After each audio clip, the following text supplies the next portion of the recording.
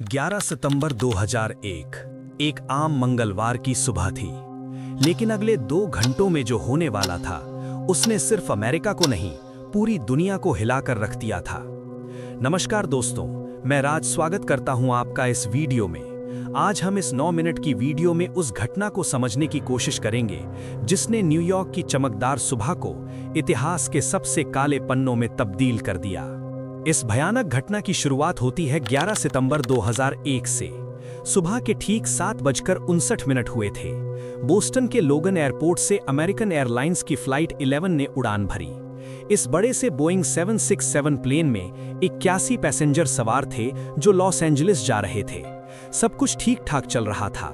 लोग अपनी सीटों पर आराम कर रहे थे, मैगजीन पढ़ रहे थे, मगर उन्हें नहीं पता था कि उनके बीच 5 ऐसे लोग बैठे हैं जिन्होंने मौत का प्लान पहले ही तैयार कर लिया था। उड़ान भरने के ठीक 14 मिनट बाद फ्लाइट 11 से आखिरी बार संपर्क होता है। उसके थोड़ी देर बाद ही कॉकपिट से फ्लाइट का कांटेक्ट टूट जाता है। उन पैसेंजरों के बीच बैठे 5 हाईजैकरों ने अपना काम करना शुरू कर दिया था। मोहम्मद अत्ता, जो इस हाईजैक को लीड कर रहा था, उसने और उसके साथियों ने मेस, जो एक तरह का गैस होता है, वो छिड़का ताकि लोग पीछे हट जाएं।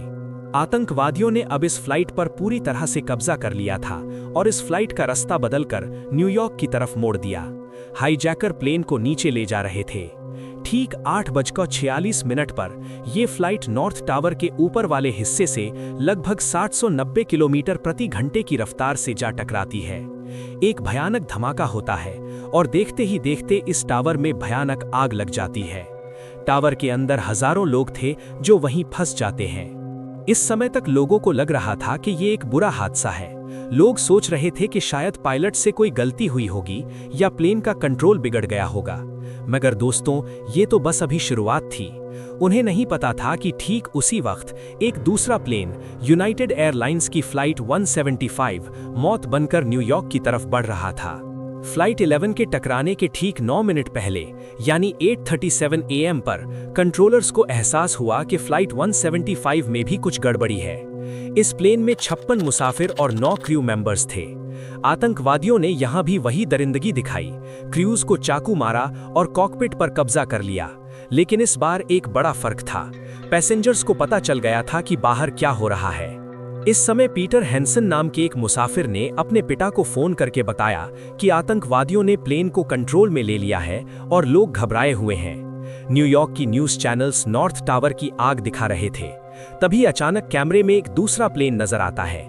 ये वही प्लेन था जिस पर आतंकवादियों ने कब्जा कर रखा था, फ्लाइट 175। ये फ्लाइट 950 किलोमीटर प्रति घंटे की रफ्तार से साउथ टावर की ओर बढ़ रहा था और देखते ही देखते ये फ्लाइट ठीक सुबह के 9:03 पर साउथ टावर से जा टकराती है। पूरी न्यूयॉर्क सिटी में दहशत का माहौल था। लोग ये समझ चुके थे कि अमेरिका पर हमला हो चुका है। देखते ही देखते इन दोनों टावरों में भीषण आग लग गई। साउथ टावर नॉर्थ टावर के मुकाबले पहले गिरा क्योंकि प्लेन ने बिल्डिंग के कॉर्नर पर इतनी तेजी से हिट किया कि बिल्डिंग का ढांचा यानी स्ट्रक्चर बोझ नहीं सह पाया। सिर्फ 17 मिनट के अंदर न्यूयॉर्क के दोनों सबसे बड़े टावर आग के गोले बन चुके थे। पूरी दुनिया न्यूयॉर्क के जलते हुए टावर्स को देखकर सदमे में थी। लेकिन दोस्तों, अभी खेल खत्म नहीं हुआ था। खतरा अभी भी मंडरा रहा था। उसी दिन सुबह के करीब 8:20 पर अमेरिकन एयरलाइंस फ्लाइट 77 ने वॉशिंगटन डल्लस इंटरनेशनल एयरपोर्ट से उड़ान भरी थी। इस प्लेन में 64 लोग सवार थे। 8:51 AM पर, यानी जब पहला टावर जल रहा था, फ्लाइट 75 के हाईजैकरों ने अपना काम करना शुरू कर दिया। हानी हांजोर नाम का एक ट्रेन्ड पायलट, जो आतंकवादियों के टीम में से ही था, वो और अपने 4 साथियों के साथ कॉकपिट में घुस गया। उन्होंने मुसाफिरों और क्रू को प्लेन के पीछे ढकेल दिया और प्लेन का रास्ता बदलकर ट्रांसपॉन्डर बंद कर दिया, जिससे वो राडार से गायब हो गया। FAA को समझ ही नहीं आ रहा था कि ये प्लेन कहां गया।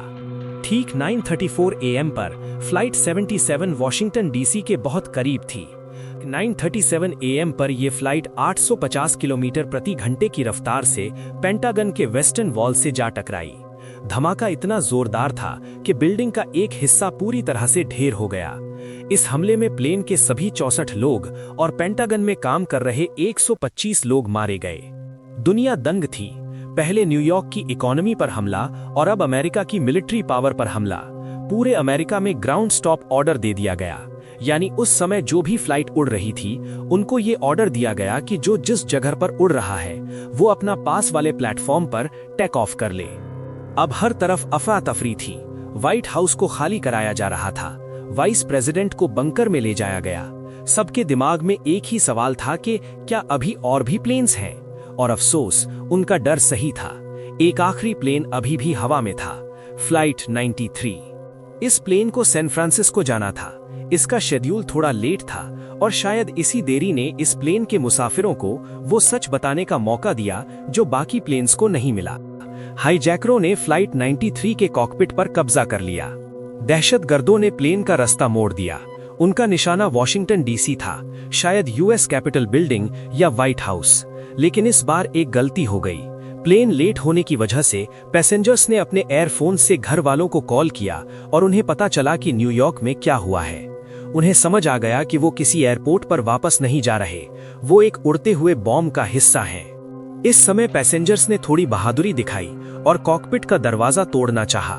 दहशतगर्द जियाद जर्राह ने जब देखा कि पैसेंजर बस कुछ ही सेकंड्स में दरवाजा तोड़ देंगे तो उसने प्लेन को जमीन की तरफ मोड़ दिया। 900 किलोमीटर प्रति घंटे की रफ्तार से प्लेन उल्टा होकर पेंसिल्वेनिया के एक खाली मैदान में जा गिरा। 10:03 पर फ्लाइट 93 क्रैश हो जाती है। यहां से वॉशिंगटन डीसी सिर्फ 20 मिनट की दूरी पर ही था।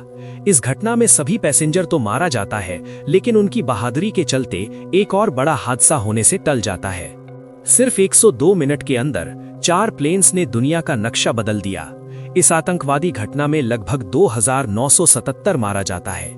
इस घटना के बाद एयरपोर्ट की सिक्योरिटी पर काफी सवाल उठाए गए और एक जांच कमेटी बैठाई गई। 2003 के बाद से एयरपोर्ट की सिक्योरिटी को काफी टाइट किया गया और अब हर सामान की गहराई से जांच की जाने लगी थी। अमेरिका को अभी तक ये समझ में नहीं आ रहा था कि इतना बड़ा टेररिज्म अटैक किसने करवाया था।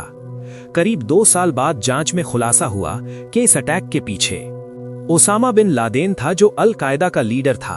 उसने अफगानिस्तान के पहाड़ों में बैठकर इस पूरे हमले की प्लानिंग की थी। उसका मकसद अमेरिका की इकोनॉमी और उसकी मिलिट्री पावर पर सीधा वार करना था। दोस्तों, आज की इस वीडियो में बस इतना ही। कमेंट में जरूर बताना कि आपको ये वीडियो कैसा लगा। मिलते हैं किसी और वीडियो में, और जाते जाते वीडियो को लाइक, शेयर और चैनल को सब्सक्राइब करना मत भूलना।